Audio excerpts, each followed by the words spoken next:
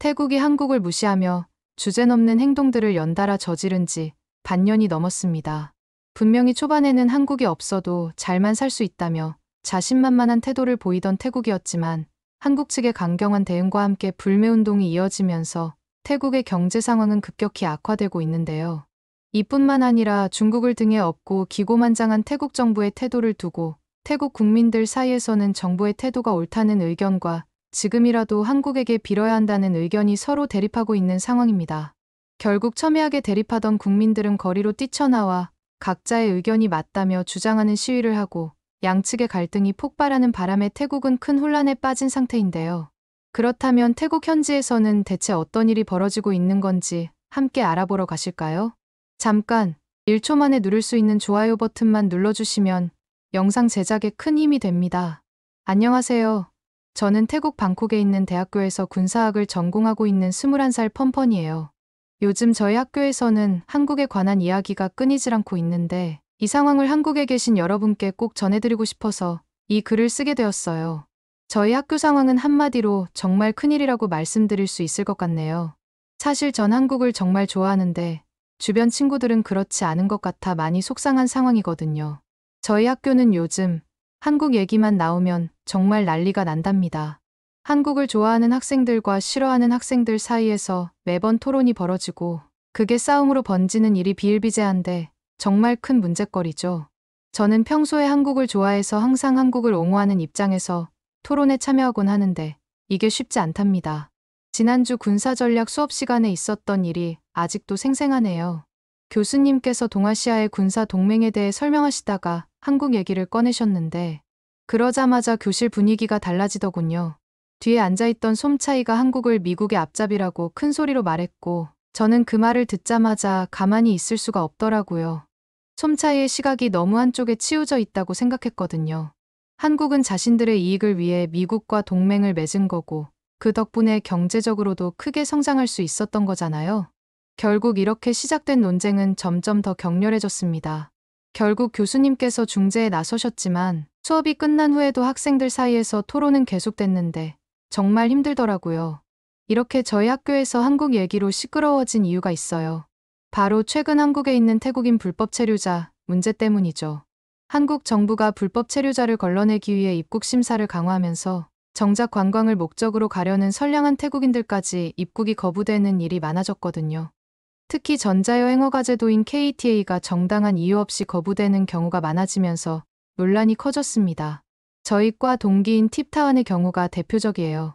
얼마 전 한국 여행을 가려다 KTA가 거부돼서 못 갔는데 팁타완은 정말 화가 나서 SNS에 장문의 글을 올렸어요. 한국이 태국인들을 무시하고 있다고 느꼈고 범죄자 취급을 당한 것 같다며 이제 한국에 발도 들여놓고 싶지 않다고 했죠. 심지어 벤코리아 해시태그까지 달았는데 이 해시태그가 순식간에 퍼져나갔습니다. 저희 학교에도 이 운동을 지지하는 학생들이 늘어난 건 말할 것도 없고요. 이런 식으로 한국에 대한 혐오 감정이 점점 심해지는 걸 보면 정말 마음이 아플 따름입니다. 제 절친한 친구 파이도 처음엔 한국을 좋아했는데 이번 일을 계기로 한국이 태국을 무시한다는 생각에 잔뜩 휩싸여 있더라고요. 결국 파이도 벤코리아 운동에 적극적으로 동참하기 시작했고 그때부터 저희 사이가 조금씩 멀어지기 시작했죠. 저는 반대의 생각을 가지고 있었으니까요. 어느 순간부터 한국 얘기만 나오면 의견 충돌이 있었고 결국엔 큰 싸움까지 하게 됐는데 정말 힘든 시간이었습니다. 그날의 일이 아직도 생생해요. 학교 카페테리아에서 점심을 먹고 있을 때였는데 파이가 갑자기 제게 한국을 아직도 좋아하냐고 묻더군요. 저는 조심스럽게 대답했지만 파이의 표정이 심각해지더니 한국이 저희를 무시하고 있다며 화를 냈어요. 저는 깊은 숨을 들이쉬고 차분히 설명하려 노력했죠. 한국 정부의 입장도 이해해야 한다고 실제로 많은 태국인들이 불법으로 체류하면서 문제를 일으키고 있다고 말했어요. 하지만 파이는 더욱 화를 내며 모든 태국인을 잠재적 범죄자 취급하는 건 명백한 차별이라고 주장하더라고요. 저는 침착하게 설명하려 노력했지만 파이는 제 말을 들으려 하지 않았어요. 결국 파이는 제가 태국인이면서 왜 자꾸 한국 편만 드냐며 애국심도 없냐고 말했는데 솔직히 그 말을 듣고 화가 안 날 사람이 어딨겠어요? 저는 애국심이 꼭 너처럼 자기 나라를 맹목적으로 옹호하는 것만을 의미하는 게 아니라고 설명했어요. 오히려 객관적으로 상황을 바라보고 태국의 잘못된 점을 개선하려는 태도가 진정한 애국심이라고 말했죠. 제가 이렇게 말하니까 갑자기 파이는 눈물을 글썽이며 자신의 동생이 한국 유학을 가려다 KTA가 거부돼서 꿈이 무너졌다고 말하는 거 아니겠어요? 물론 저도 파이의 마음을 이해하려 노력했지만 그렇다고 해서 모든 한국인과 한국 문화를 미워하는 건 옳지 않은 거니까 그렇게 설명을 했죠. 그 말을 끝으로 저희의 대화는 끝이 났고 그 후로 파이와 저는 대화를 하지 않게 됐어요. 지금 생각해도 너무 속상한 게 오랜 친구를 잃은 것 같거든요. 혼자가 된 저는 많이 외로웠지만 그래도 여전히 한국의 입장을 이해하려 노력했어요.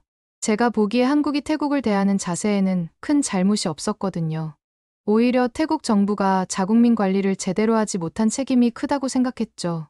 여러분들이 생각하기에도 그렇지 않나요? 제가 따로 알아봤는데 실제로도 한국에서 태국인 불법 체류자들이 저지르는 범죄, 특히 마약 관련 사건들이 많이 일어나고 있다는 게 큰 문제더라고요. 제가 조사한 바로는 2022년 한 해 동안 한국에서 마약 범죄로 검거된 외국인 중 태국인이 차지하는 비율이 무려 69.6%나 된다고 하는데 이는 정말 충격적인 수치라고 생각해요. 최근에는 태국인 48명으로 구성된 대규모 마약 밀수 조직이 적발됐다는 뉴스도 나왔더라고요. 이때 적발된 사람들이 야바라는 불법 약물을 국제 택배로 밀반입해서 한국 내 태국인 불법 체류자들에게 유통했다고 하는데 압수된 약물의 양이 1만 2천 명이 동시에 투약할 수 있을 정도였다니 정말 어마어마한 양이잖아요. 이런 사실들을 알고 나면 한국 정부가 왜 그렇게 강경한 입장을 취하는지 누구나 이해가 될 거라고 봐요. 만약 상황이 반대였다면, 즉 한국인들이 태국에 불법 체류하면서 이런 심각한 범죄를 저질렀다면 제가 살고 있는 태국 정부는 어땠을까요? 아마 더 강경하게 대응했을 거예요. 그리고 최근 태국 여행업협회 회장님의 발언도 정말 이해가 안 가더군요. 한국의 관광지를 폄하하고 중국과 비교하면서 한국 여행의 단점을 강조하셨는데 협회 회장님은 어떻게 보면 태국을 대표하는 분인데 이렇게 무례한 발언을 하신 거잖아요. 정말 부끄럽기 짝이 없습니다. 실제로 이런 망언 때문에 태국으로 여행 오는 한국인들이 확 줄어들고 있다고 하더군요. 심지어 그 영향으로 저희 부모님이 운영하시는 방콕에 있는 식당도 큰 타격을 받고 있어요. 매출이 반토막 나서 폐업을 고민하고 계시거든요. 저희 가정 형편이 이렇게 갑자기 어려워지는 바람에 이번 학기에 제가 어떻게든 장학금을 받아야 할 것 같답니다. 아니면 휴학까지 고려해야 할 지경이다 보니 정말 스트레스가 심해요. 불과 어제 있었던 일을 말씀드리면 아버지께서 한숨을 쉬시며 가게 상황이 점점 안 좋아지고 있다고 하시더라고요. 이대로 가다간 문을 닫아야 할지도 모르겠다고 하셨죠. 어머니도 걱정스러운 표정으로 재학비 걱정을 하시더라고요. 이번 학기는 어떻게든 해보겠지만 다음 학기부턴 장학금을 받지 않으면 힘들 것 같다고 하셨죠. 그때 충격을 꽤 많이 받았어요. 저희 가족은 그동안 방콕에서 부모님이 운영하시는 식당 덕분에 윤택한 생활을 해왔거든요. 그런데 이렇게 상황이 나빠질 때는 이런 식으로 확 나빠지더라고요. 부모님 앞에서는 애써 걱정 마시라고 말씀드렸어요. 저희 학교에 군사학과 학생들을 위한 특별 장학금이 있다는 걸 알아봤다고 하면서 열심히 공부해서 꼭 받아오겠다고 했죠. 하지만 사실 저도 불안해요. 여러분들도 잘 아시다시피 장학금을 받기 위해서는 엄청난 경쟁률을 뚫어야 하잖아요. 만약 받지 못하면 정말 휴학을 해야 할지도 모르는 위태로운 상황이기도 하고요. 이런 상황에서 학교 생활을 하는 게 쉽지 않아요. 집중도 잘 안 되고 친구들과 어울리는 것도 힘들더라고요. 특히 한국에 대한 이야기가 나올 때마다 저도 여러 가지로 마음이 복잡하답니다. 그러던 어느 날 학교 강당에서 국제관계 세미나가 열렸길래 참석을 했어요. 세미나 주제가 동남아시아와 한국의 관계였는데 발표가 끝나고 질의응답 시간에 한 학생이 일어나 한국이 태국을 무시하는데 왜 가만히 있어야 하냐며 강경하게 대응해야 하지 않느냐고 교수님께 묻더라고요. 그 질문에 청중들 사이에서 동조하는 목소리가 들리더군요. 사실 워낙 예민하다 보니 이렇게 공개적인 자리에서 대놓고 물을 거라고는 상상을 못하신 모양이었어요. 결국 교수님께서도 꽤 당황하신 채로 답변을 못하셔서 제가 용기를 내어 손을 들고 의견을 말했어요. 한국을 미워하거나 보복하는 것은 해결책이 될 수 없다고, 저희가 먼저 불법 체류자 문제를 해결하려 노력해야 하고 한국과의 대화를 통해 상호이해를 높여야 한다고 말했죠. 제 말이 끝나자마자 강당이 술렁이기 시작했어요. 어떤 학생들은 저를 노려보았고 어떤 학생들은 고개를 끄덕였습니다. 그때 옆자리에 앉아있던 수파콘이 작은 목소리로 제 말이 맞다고 동의해 주었어요. 수파콘에 그렇게 응원해주는 모습에 용기를 얻은 저는 계속해서 제 생각을 밝혔어요. 태국 정부도 책임이 있다고, 불법 체류를 막기 위한 정책을 제대로 만들지 못했고 국민들에게 올바른 정보를 제공하지 않았다고 말했죠. 전반적으로 한국을 미워하기 전에 저희 스스로를 돌아봐야 한다는 내용이었죠. 세미나가 끝나고 나왔을 때 몇몇 학생들이 저에게 다가왔어요. 그중 한 명인 라차다가 제 말을 듣고 많이 생각해보게 됐다고 말했어요. 사실 자신도 한국에 대해 편견을 가지고 있었던 것 같다고 했죠. 다른 학생 타나와 또 자기가 너무 감정적으로 대응하고 있었던 것 같다며 이제 좀 더 객관적으로 상황을 바라봐야겠다고 말하더군요. 그날 이후로 저는 더 자주 제 의견을 말하게 됐어요. 물론 아직도 많은 학생들이 한국에 대해 부정적이지만 조금씩 변화가 생기고 있다는 걸 느낄 수 있었답니다. 어느 날은 군사전략 수업 시간에 교수님께서 한국과 태국의 군사력을 비교하는 과제를 내주셨어요. 이 과제를 준비하면서 저는 정말 많은 것을 배울 수 있었는데요. 먼저 태국의 군사력부터 살펴봤어요. 태국의 상비군은 약 36만 명이고 예비군은 20만 명 정도라고 합니다. 육군의 경우 전차가 500대 정도 있고 장갑차는 1000대, 견인포는 700문, 자주포는 20문 정도를 보유하고 있더라고요. 수송 차량도 4,600대나 있었어요. 공군은 전투기와 경공격기를 합쳐 110대 정도를 운용하고 있었고요. 흥미로운 점은 한국에서 만든 T-50 고등훈련기를 12대나 가지고 있다는 거예요. 수송기도 12대 있고요. 특히나 태국의 해군의 경우 동남아시아 안에서는 꽤 강한 편이라고 해요. 심지어 항공모함도 한 척 있다고 하던데 정말 자랑스러웠습니다. 좀 더 알아보니 이게 실제로는 그다지 쓸모가 없다는 얘기가 있어서 금방 사그라들긴 했지만요. 그 외에 상륙함 2척, 호위함 7척, 초계함 30척, 잠수함 1척을 보유하고 있었어요. 이런 내용을 정리하면서 저는 태국의 군사력이 제가 그동안 생각했던 것보다 강하다고 느꼈어요. 여러분들도 이 정도면 놀랄만하다는 생각이 들지 않으신가요? 하지만 슬프게도 한국의 군사력을 조사하면서 그 생각이 완전히 바뀌고 말았답니다. 한국의 군사력은 세계 5위라고 하더군요. 태국은 25위고요. 국방 예산도 한국이 저희 6배가 넘는다고 하더군요. 전차만 해도 한국은 2,600대를 가지고 있는데 저희는 그 3분의 1도 안 되는 수준이고요. 전투기나 해군력도 모든 면에서 저희가 열세예요. 이런 내용을 바탕으로 발표를 준비하고 있을 때 같은 반 친구인 아낫이 다가왔어요. 아니나 다를까 아낫은 제가 또 한국 좋아하는 소리를 하려고 한다며 비아냥거렸어요.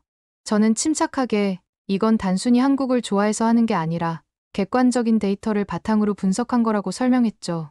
하지만 아낫은 비웃듯이 한국이 저희보다 군사력이 뛰어나다는 게 말도 안 된다고 하더라고요.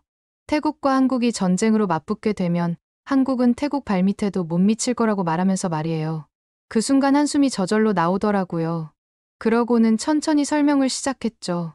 군사력으로 봤을 때 한국은 세계 5위고 태국은 25위라고 군사비 지출도 한국이 저희 6배 이상이라고 말이에요.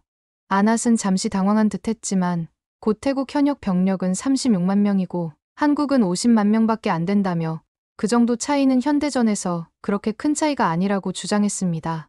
저는 고개를 저으며 한국의 예비군이 310만 명이 넘는다는 걸 설명했어요.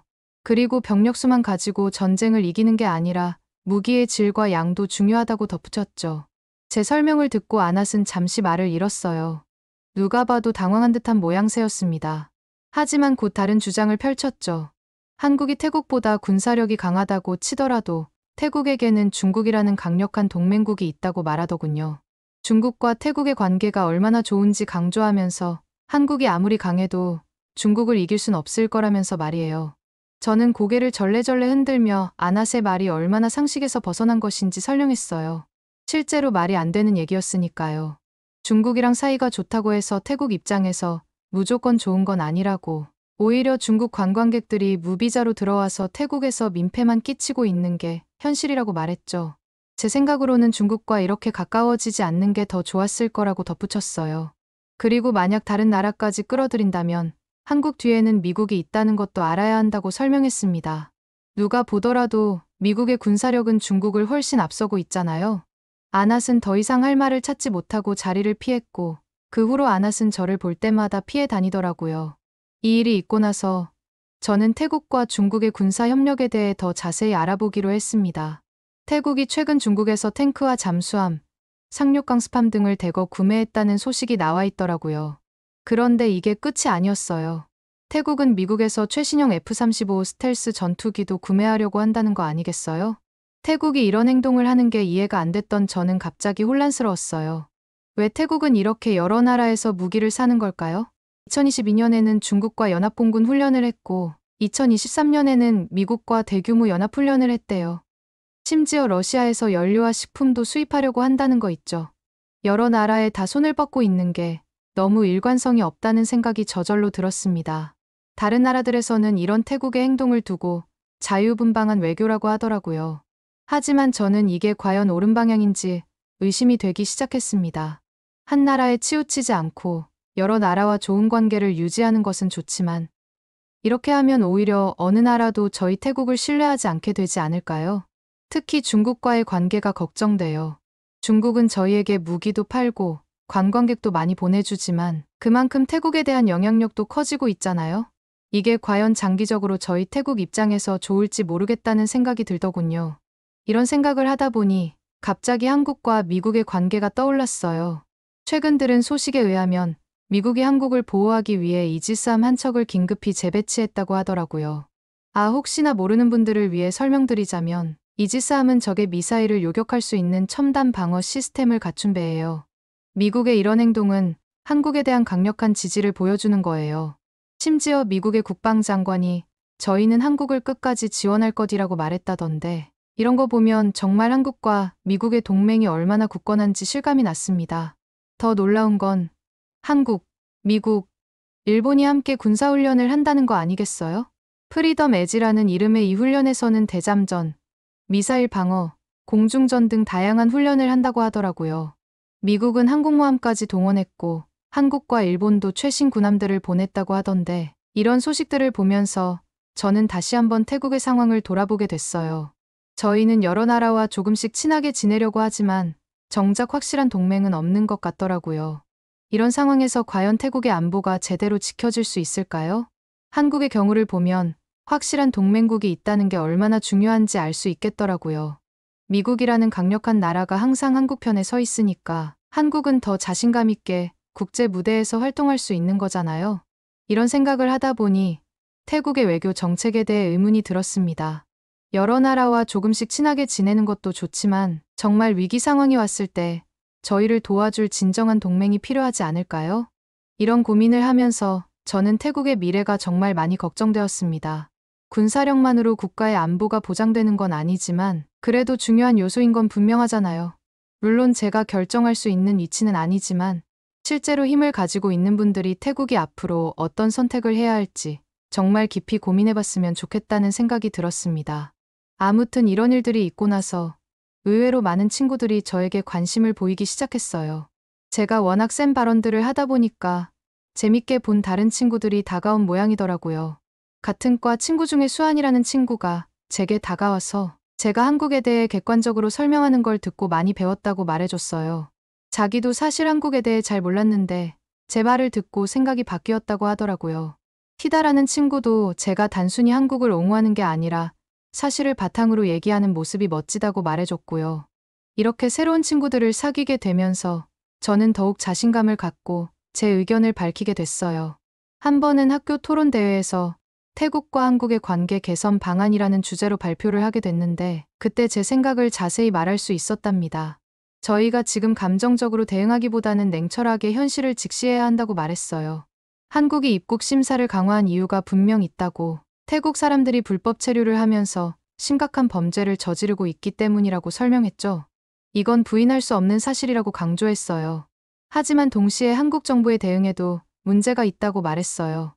모든 태국인을 잠재적 범죄자로 취급하는 듯한 태도는 분명 개선되어야 한다고 저희는 이 점에 대해 합리적으로 항의하고 선의의 피해자를 구제할 수 있는 방안을 제안해야 한다고 말했답니다. 그리고 가장 중요한 건 저희 정부가 불법 체류자 문제를 해결하기 위해 적극적으로 노력해야 한다고 강조했어요. 국민들의 해외 불법 체류를 막기 위한 정책을 마련하고 귀국한 불법 체류자들의 국내 정착을 돕는 프로그램도 필요하다고 말했습니다. 제 발표를 들은 많은 학생들이 공감해 주었어요. 심지어 교수님께서도 제 의견이 매우 균형 잡혀 있고 건설적이라고 칭찬해 주셨습니다. 이 경험을 통해 저는 한 가지 깨달은 게 있어요. 저희가 어떤 문제에 대해 한쪽으로 치우치지 않고 객관적으로 바라보려고 노력하면 다른 사람들도 그 태도에 공감해서 함께 합리적인 해결책을 찾아갈 수 있다는 거예요. 물론 아직도 학교 안에서 한국에 대한 부정적인 의견이 많아요. 하지만 이제는 제 의견에 동조하는 친구들도 생겼고, 저 역시 더 자신있게 제 생각을 말할 수 있게 됐답니다. 그런데 제가 요즘에 걱정인 부분이 있어요. 이것도 관련된 어떤 사건이 있는데요. 어느 날 점심시간에 학교 식당에서 밥을 먹고 있는데 갑자기 큰 소리가 들렸어요. 고개를 돌려보니 안학과 다른 학생들이 한국 유학생과 언쟁을 벌이고 있었죠. 아낫이 한국이 저희를 무시하고 차별하면서 뭘 바라느냐고 소리치고 있었어요. 한국 유학생은 당황한 표정으로 자신은 그저 태국 문화를 배우러 온 학생일 뿐이라고 대답하더라고요. 상황이 점점 격해지는 것 같아 저는 참지 못하고 끼어들었어요.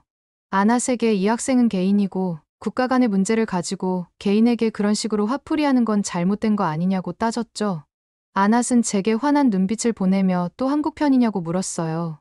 태국 사람들이 얼마나 고통받고 있는지 아느냐고 따지길래 저는 깊은 숨을 내쉬고 차분히 말했어요. 저도 그 상황을 알지만 이렇게 개인을 공격한다고 해서 문제가 해결되지는 않는다고 말이죠. 이럴 때일수록 오히려 서로를 이해하려 노력해야 하잖아요. 그때 주변에 있던 다른 학생들도 하나둘 제 말에 동조하기 시작했어요. 나차다가 제 말이 맞다고, 저희가 이렇게 행동하면 한국 사람들이 저희를 어떻게 볼지 걱정된다고 말했어요. 점점 더 많은 학생들이 제 주변으로 모여들었고 아낫은 결국 아무 말도 못한 채 자리를 떠났어요. 그런데 아낫이 저런 식으로 행동하는 건 아마 저게 마지막이 아닐 거예요. 그래서 그러는데 아낫 같은 친구들을 어떻게 해주는 게 좋을까요? 조언해 주시면 감사하겠습니다. 오늘의 사연은 어떠셨나요? 오늘의 사연이 마음에 드셨다면 좋아요만 한번 눌러주세요. 1초밖에 안 걸리지만 좋아요를 한번 눌러주시면 더 좋은 사연을 소개해드리는데 큰 힘이 된답니다. 긴 영상 시청해주셔서 감사합니다. 오늘도 행복한 하루 보내세요.